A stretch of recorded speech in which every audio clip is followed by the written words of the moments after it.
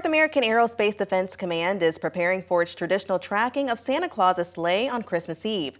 NORAD has tracked the December 24th flight since 1955 when a child accidentally called an operations center for an agency that predated the command, believing she was calling Santa Claus.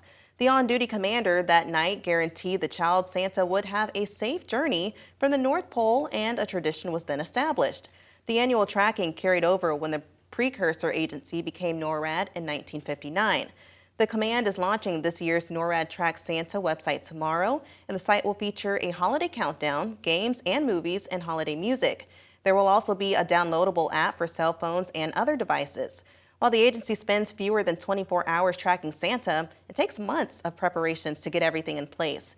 The operation is supported by the efforts of more than 1,000 volunteers. Organizers first review the previous year's tracking and reconnect with the dozens of corporate contributors who fund the program annually. In the fall, they start coordinating with service members at Peterson Space Force Base, that's in Colorado Springs, to transform the building into the NORAD Tracks Santa Operations Center.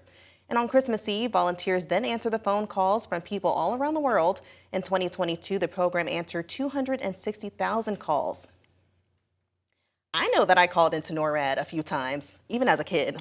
We've never called into NORAD, but we do use the Santa tracking to kind of gravitate our kids toward bedtime. So when we see that Santa's getting close, it's like, all right, it's time to go to bed. Let's go. Well, I definitely used it for my little brother, too. I let them call, and they're like, hey, Mason, I'm coming. And he's like, Santa. He's older now, so he doesn't believe.